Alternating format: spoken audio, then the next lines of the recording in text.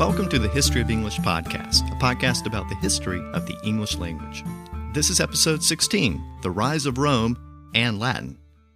In this episode, we're going to look at the emergence of Rome from a small city near the western coast of Italy to the dominant political and military power of the Mediterranean. And this will set the stage for the expansion of Latin throughout the Western world. In this episode, I'm going to provide a brief overview of the rise of Rome. There have been millions of words written about this subject, and there's some great podcasts out there that deal exclusively with the history of the Roman Empire. But for our purposes, I think it's important to understand the basic events which led to the rise of Roman power and the spread of the Roman language throughout Western Europe. And along the way, we can look at some of the Latin words which have passed into English. And again, since Latin has had such a tremendous influence on English, I'm only going to look at a few of the modern English words which originated during this period. In fact, from this point forward in the story of English, I'll be introducing more and more Latin words, because from this point on, the Latin words are constantly filtering into English. They come in during the late Roman period when the Romans encountered the Germanic tribes. They come in when the Romans conquered southern Britain. They come in with the spread of the church into Britain. And they come in with the Norman French, and they come in during and after the Renaissance in a variety of academic and scientific and legal borrowings. So Latin is going to be a constant part of the story of English as we move forward. And the fact that Latin is so pervasive is itself a testament to the overall power and influence of the Romans. We live with the Roman legacy every day in the words we use and the alphabet we use to write those words. So let's pick up the story where we left off in the last episode. As you may recall, Indo-European tribes had settled into what is today modern Italy. And a group of Indo-European tribes had settled in a region which extended from the Tiber River southward, which was called Latium. And the dialect of these tribes was eventually called Latin after the name of that region. And a group of these people had begun to settle in and around the hilly region along the Tiber River, which eventually became known as Rome. But this early Roman village was initially controlled by Etruscan kings from northern Italy. And this is a very important point. South of the Tiber was the Latium region, occupied mainly by Latin speakers, with a culture descended from the original Indo-Europeans. But north of the Tiber was the early Etruscan civilization, which spoke a completely different language. And Rome lied on the Tiber River, which was the dividing line between these two regions. The people who lived there were Latin-speaking people with an Indo-European ancestry, but they were ruled by Etruscan kings from the Etruscan culture to the north. Now, as I said, Rome was home to only a portion of the Latin-speaking peoples in the region. And during this early period, tribal warfare was a constant. There were wars between these Latin-speaking tribes and wars between those tribes and other tribes. And early Rome had to deal with these conflicts and the warring tribes all around it. But the hills of Rome afforded it some protection during that period. And eventually, as Rome began to grow, and as it began to borrow more and more from the Etruscans, including Etruscan military practices, Rome started to become a powerful city-state in its own right, and it soon became more aggressive in its relationship with the surrounding Latin tribes. Rome began to wage war against its Latin neighbors, and it began to conquer them. And as Roman power grew, the overall power and influence of the Etruscans to the north began to wane. As you may recall from the last episode, the Etruscan territory was a collection of independent city-states with a common language and culture. But there wasn't a centralized government, and furthermore, they were primarily interested in trade and commerce. They weren't empire builders. And they also found themselves at war not only with surrounding tribes in the north of Italy, but also with the Greeks who had expanded into the northern Mediterranean as well. And all of this took a toll on the Etruscan civilization, which was beginning to experience a period of decline. And this was occurring at the same time that Roman power was growing at a faster and faster rate. The Romans had become much more organized and militaristic, and the tipping point in this relationship was late in the 6th century BC. As I've noted, Rome was initially ruled by Etruscan kings, and later Roman historians alleged that those early Etruscan kings were cruel and harsh rulers. The authority of these kings was symbolized by a bundle of rods with an axe, and it was called a fasces, and that is actually the origin of the term fascism. In the late 6th century BC, the Romans began to rise up against their Etruscan rulers. At around 509 or 510 BC, the Romans drove out the last Etruscan king, named Tarquinius, or sometimes called Tarquin the Proud. And at this point, Rome became a republic. After the loss of Rome, the Etruscans continued to lose their grip on other cities in northern Italy, and increasingly the loss of Etruscan power was replaced by Roman power. So we now have a completely independent Rome, occupied by Latin-speaking Romans, and now governed by Romans. And again, this is around 509 BC, which is the date the Romans themselves used as the date when Rome began. Part of the reason why this date is used as the date for the beginning of the Roman Republic is because a treaty was signed between Rome and Carthage in 508 BC, though some historians argue over the accuracy of that date. And that particular treaty doesn't mention a Roman king, so that suggests that Rome was no longer being ruled by kings, which would have been those Etruscan kings. So again, now we have an independent Roman Republic, but life was not easy for Rome during this period. As soon as the Etruscans were expelled from Rome, the city came under attack from its neighbors, and Rome had to fight for survival. But Roman power eventually allowed Rome to take the upper hand, and the city was ultimately able to establish an alliance with the other Latin-speaking tribes in Latium to the south of Rome, and Rome eventually came to dominate that alliance. During this period, the culture of Rome became more and more distinct from the Etruscan culture to the north. Around this time, the Romans built the first temple to the Roman gods Jupiter, Juno, and Minerva. And this temple is sometimes called the Temple of Jupiter, but it was actually a single structure with 3 different sections for each of the 3 gods, Jupiter, Juno, and Minerva. And this temple was built on one of the 7 hills of Rome. And according to tradition, when the foundation of the temple was being laid, the Romans found a human skull buried in the ground. And the Romans took this as a positive sign. They interpreted this head as a sign that Rome was destined to be the head of all of Italy. Now, the Latin word for head was caput.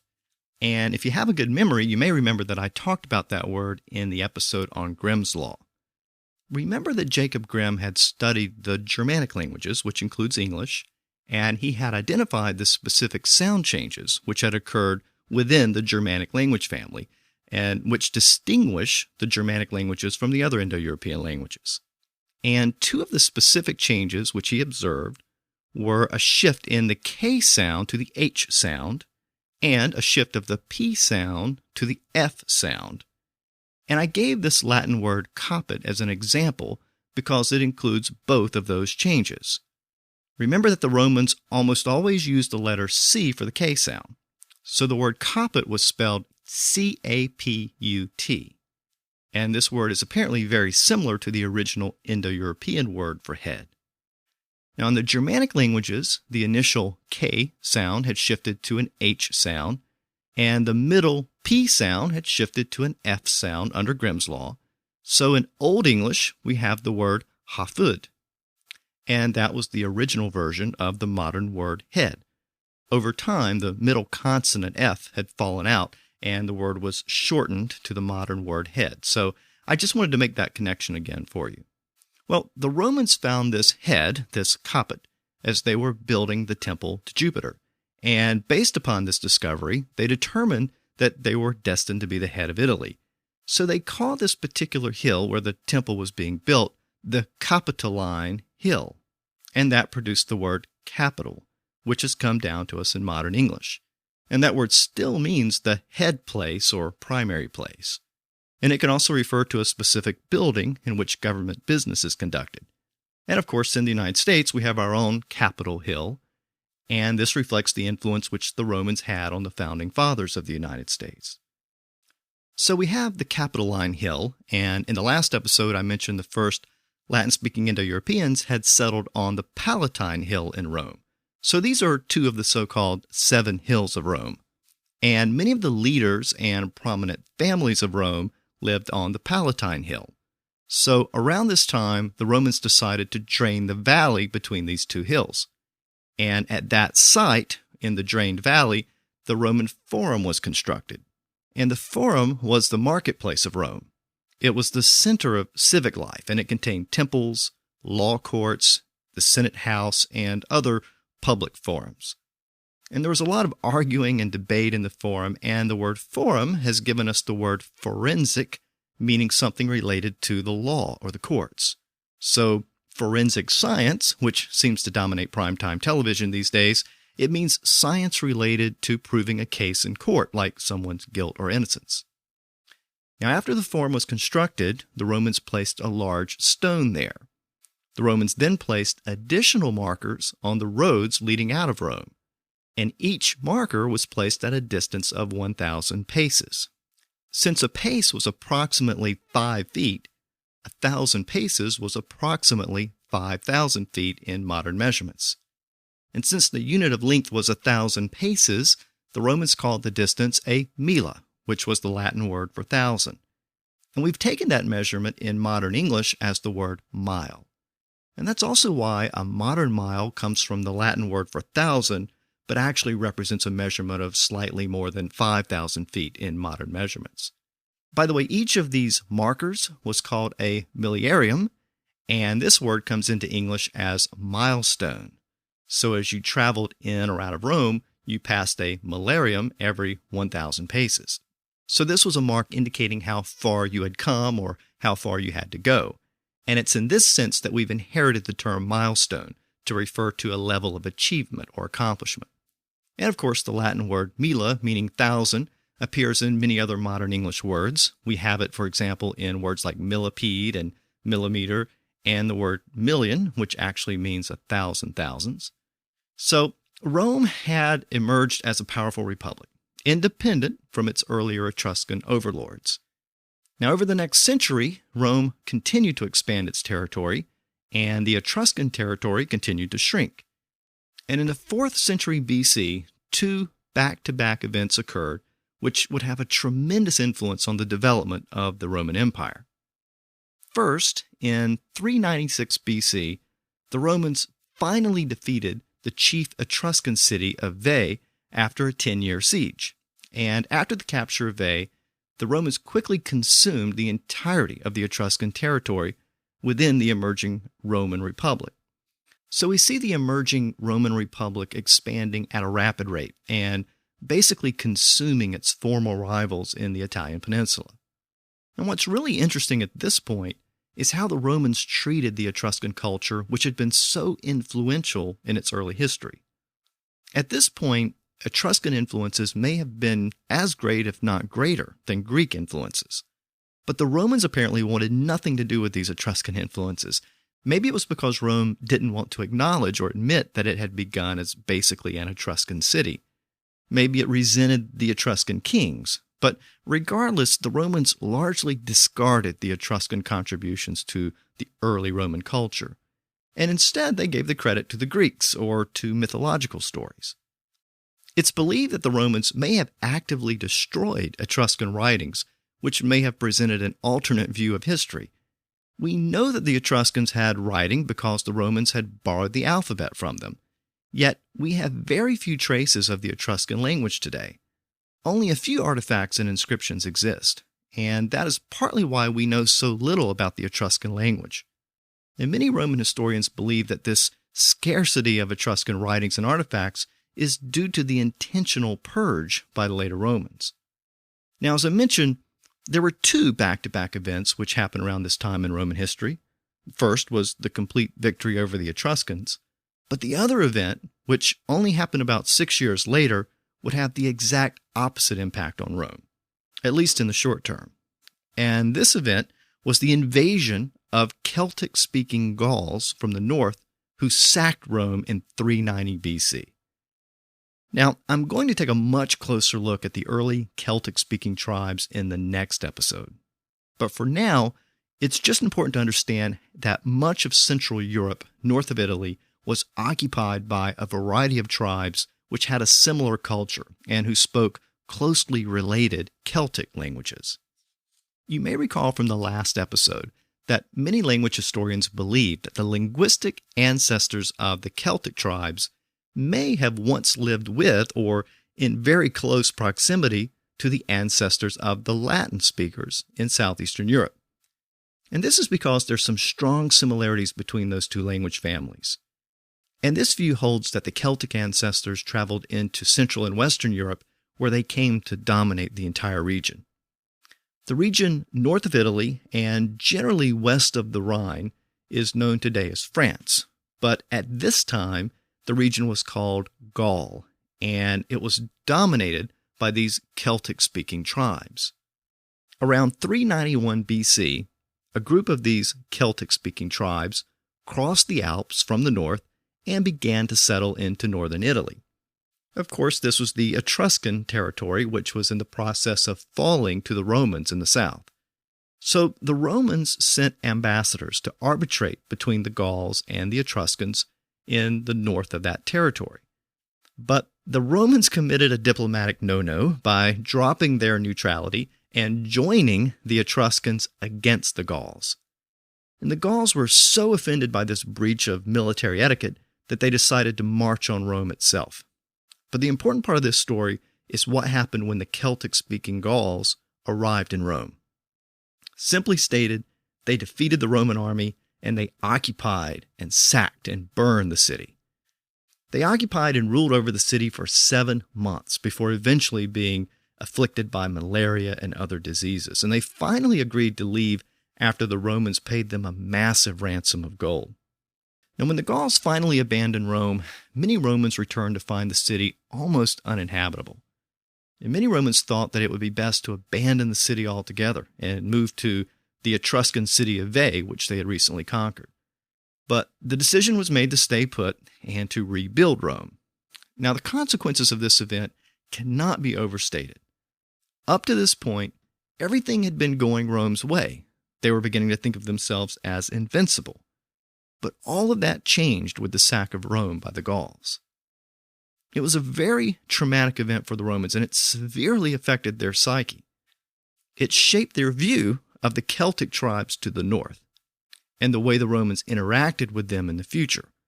So it's an important backdrop to the Roman invasion of Gaul under Julius Caesar, which I'll look at in the next episode. But it also made the Romans refocus and redouble their efforts to dominate the region. The Romans would remember being sacked by the Gauls for many generations, and they remained apprehensive of the Celtic threat to the north, even as they were conquering the Mediterranean. And in fact, this invasion of Celtic-speaking Gauls was the last time a foreign invader would sack Rome until the fall of the Roman Empire many centuries later.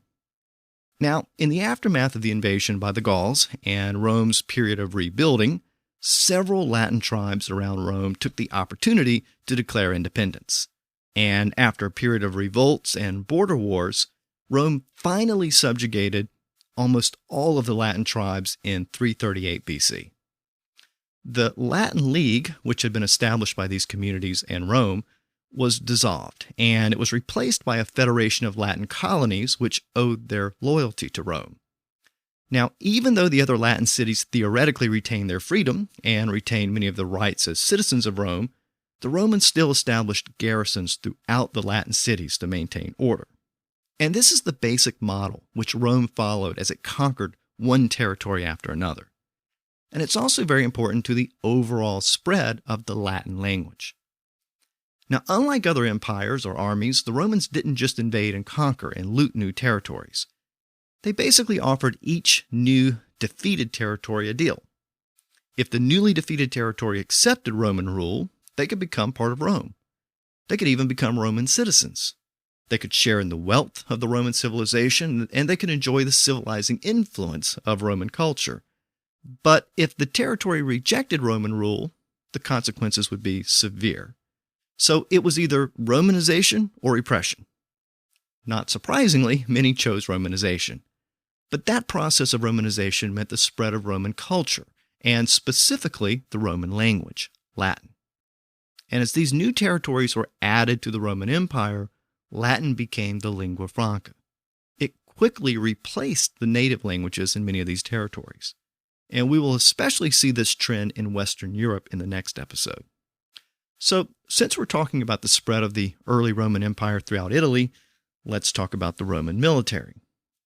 Now, you probably won't be surprised to learn that we get a lot of military-related terms from the Romans. And actually, we get many Latin-derived military terms from the French-speaking Normans after 1066, but we can see the roots of the words by looking at the Romans themselves. For example, the wooden bar that links two animals together when pulling a wagon or a plow is called a yoke. And you may remember that the word yoke has been traced all the way back to the original Indo-Europeans. Well, when the Romans defeated an opposing army, they would sometimes make the defeated troops pass underneath a homemade yoke. And the yoke was made by sticking two spears in the ground and placing a third one across the top. And this ritual symbolized Roman victory and Roman domination over the defeated troops. In Latin, a yoke was called a jugum, and the ritual of marching defeated troops under the jugum was called subjugum, meaning under the yoke. In later French, the Y sound shifted to a J sound in many words. So subjugum evolved from French into English as subjugate. So subjugate literally means under the yoke in the original Roman military sense. Now, the Romans valued salt for both preservative value and its use in flavoring. The Romans adopted a rule that Roman soldiers would receive a salt allowance or an amount of money to purchase a specific amount of salt. And the Latin word for salt was sal. So the salt allowance or payment to soldiers was called a salarium for the Roman word for salt. And this became the root of the word salary, which we have in modern English. It's also the basis of the phrase worth his salt or worth one's salt. Now, Roman soldiers were also issued very specific military equipment, including a sword, a shield, and a helmet. And the helmet was one of the most important pieces of equipment since it protected the soldier's head in battle. And this gave the Romans an advantage against barbarian tribes that didn't use helmets. And the fastener of the helmet's chin strap was located near the soldier's cheek and was called a buccula, which meant little cheek. Over time, the term was used to refer to any type of fastener, and the term became buckle after it was adopted into English. The word infantry can also be traced back to the Romans. And speaking of infantry, have you ever wondered if there was a connection between the words infant and infantry? Well, unless you visualize an army of babies, there doesn't seem to be much of a connection there. But as you might imagine, there is a connection. What do infants and an infantry have in common? Well, at least theoretically, they're both supposed to listen and obey their elders or superiors.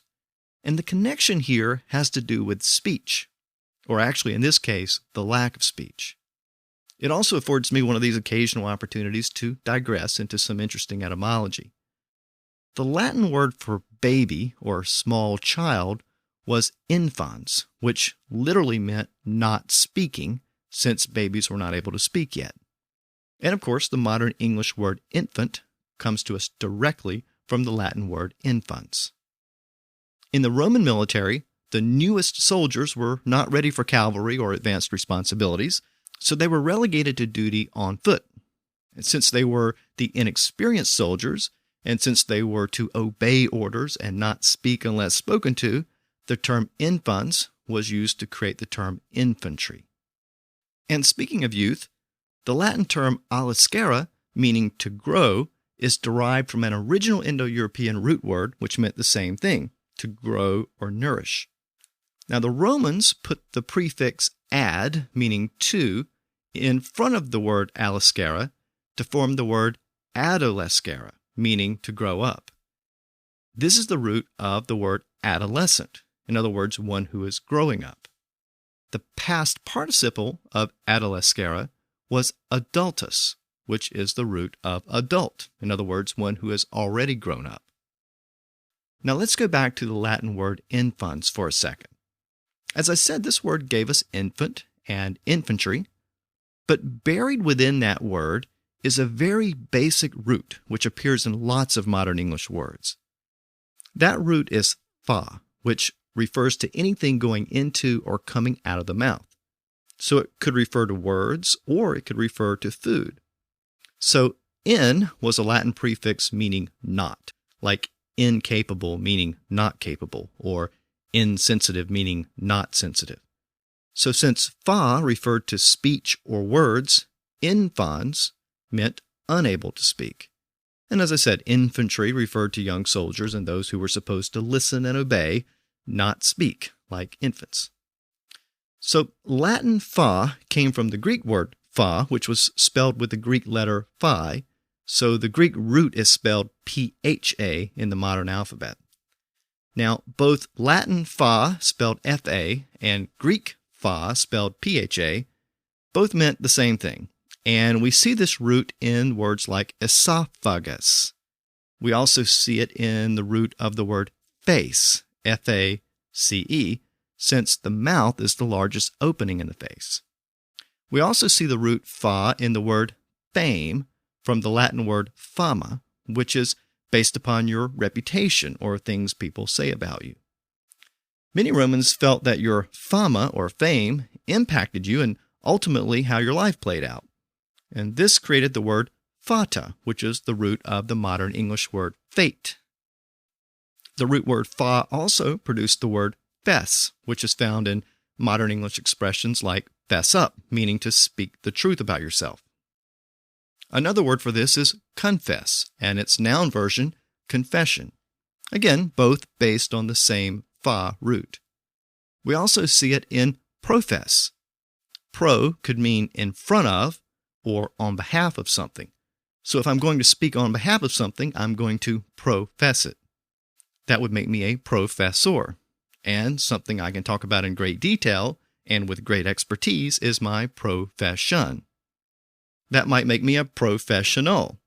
And if the connection between speech and profession seems like a bit of a stretch, well then what about your vocation, which shares the same root as vocal? So there. And by the way, a place where you offered prayers or made oaths was called a fanum in Latin, again with the same fa root.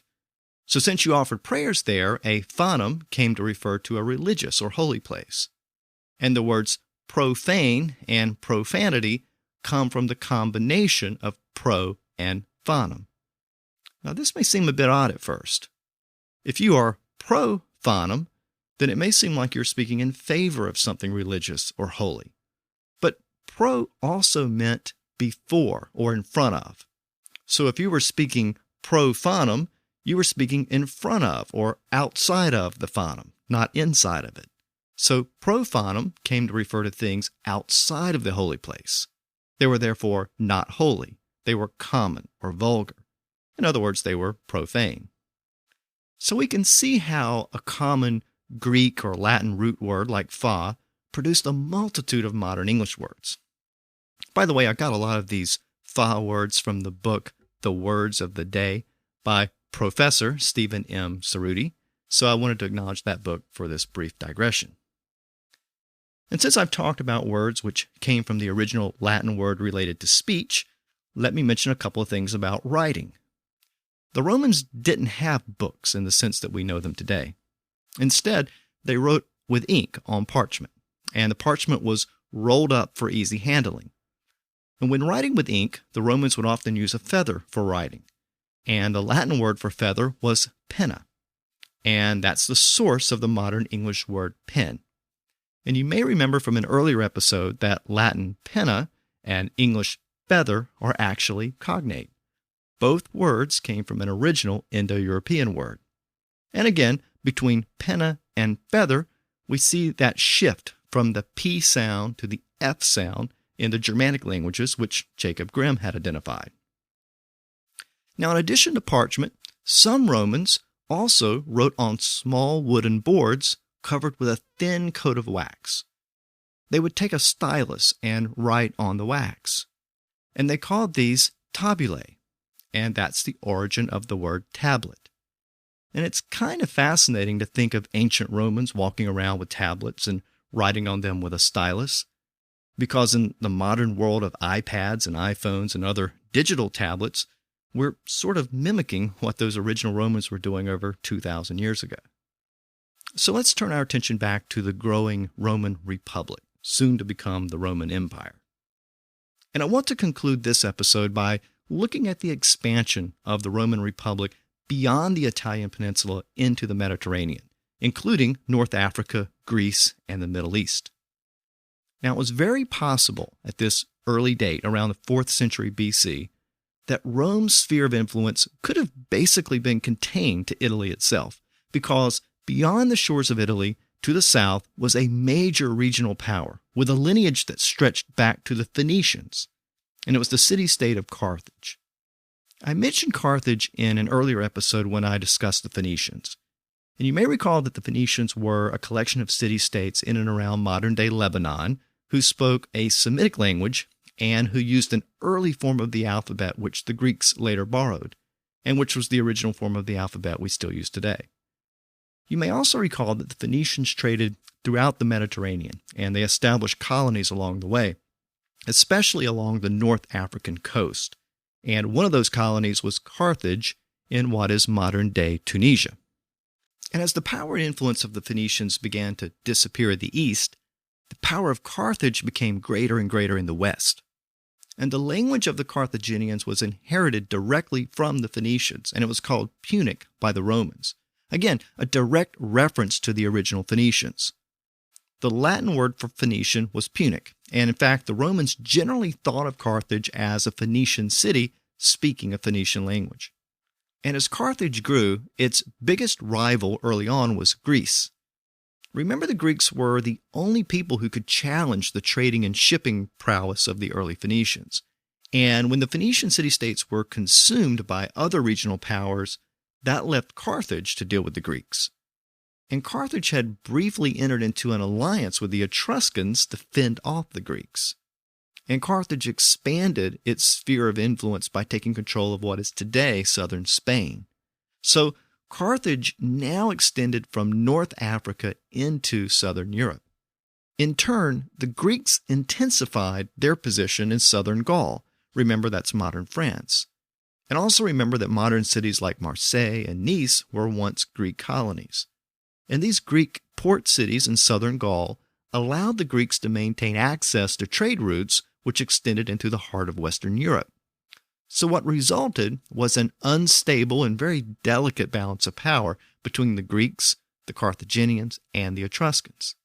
And this balance of power was disrupted by the ultimate rise of Rome. It was probably inevitable that Rome and Carthage would collide as Rome's sphere of influence spread southward and Carthage's sphere of influence spread northward. Initially, direct conflict between these two powers was avoided because Greek colonies were located in between Rome and Carthage, in parts of southern Italy and Sicily. So those Greek colonies provided a bit of a buffer zone. A non-aggression treaty had been negotiated between Rome and Carthage in 348 BC, which allowed Rome to actually advance south. And it was only a matter of time before Rome was eyeing those Greek cities in southern Italy and Sicily. And those cities were in a state of decline and headed for conflict with Carthage when Rome intervened on behalf of the Greek cities. As Rome's intentions were clearly spreading to the southern part of Italy, it led to direct conflict with Carthage in southern Italy in 264 BC. This initiated the first in 3 Punic Wars between Rome and Carthage to determine who would rule the Mediterranean world. Remember, the Latin word for Phoenician was Punic, so that's the source of the name of these wars. The first war was fought over control of the island of Sicily, and the First Punic War was actually a naval war primarily. This was something the Romans were not accustomed to, and the Romans actually had to build a navy to fight the Carthaginians, but they proved successful and won control of Sicily from Carthage. In the Second Punic War, the famous Carthaginian leader Hannibal decided to avoid a fight at sea, and he surprised the Romans by mounting an armed expedition from Spain, and he traveled northward through southern France and famously crossed the Alps with a contingent of war elephants and engaged the Romans from the north. And Hannibal actually defeated the Romans in battle after battle, but he was not able to or wasn't willing to actually invade Rome itself.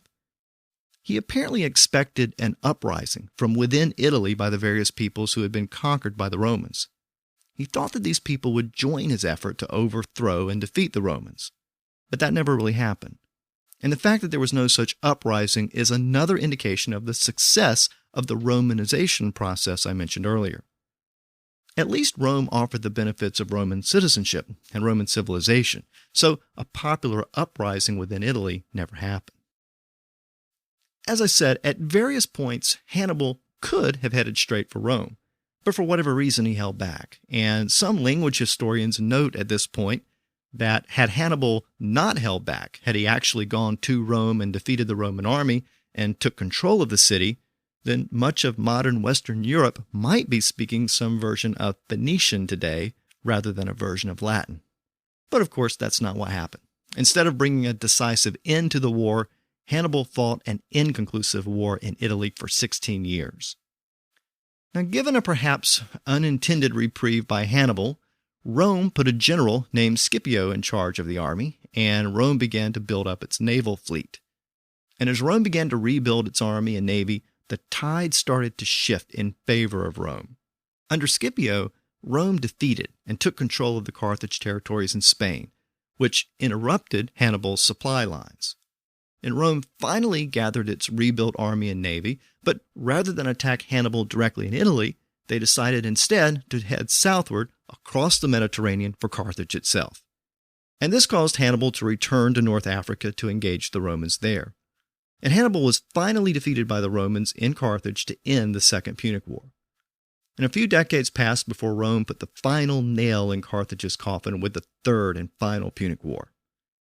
Rome was able to assume control of North Africa in this process, and Rome burned the city of Carthage to the ground, and according to historical legend, Rome sowed the fields of Carthage with salt to make sure nothing would ever grow there.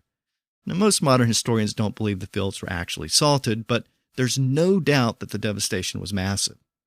Carthage was never able to recover from the Punic Wars, and with Carthage removed as a threat to Rome, the Roman Empire was able to expand its influence across the Mediterranean. And by the end of the Third Punic War, Rome had extended its control to Greece. And with Carthage out of the way, Egypt and much of the Middle East would also fall to the Roman armies. The entire Mediterranean was soon under the control of Rome. So with the Mediterranean under its control, Rome's attention soon turned to the north, to the vast region occupied by those hated Gauls who had sacked Rome a few centuries earlier. It would take an ambitious and shrewd military and political leader to conquer that region. And Rome happened to have just such a person. His name was Julius Caesar. And Caesar's expeditions to the north brought the Romans into direct contact with the Celtic-speaking tribes of Central and Western Europe, and eventually brought the Romans into contact with the Germanic-speaking tribes of Northern Europe. Caesar's expeditions also saw the first attempt by Rome to colonize southern Britain. So we're now at the point where we need to begin looking at the Celts, the Germanic tribes, and early Roman Britain. So we're getting very close to the period of Old English, but we're not quite there yet. Next time, I'm going to focus on the Celtic tribes who occupied much of Europe during this period, and I'm going to look at Caesar's expeditions to conquer those continental Celts. And I'm going to continue to look at Latin and its influence as it began to spread into Western Europe. So until next time, thanks for listening to the History of English podcast.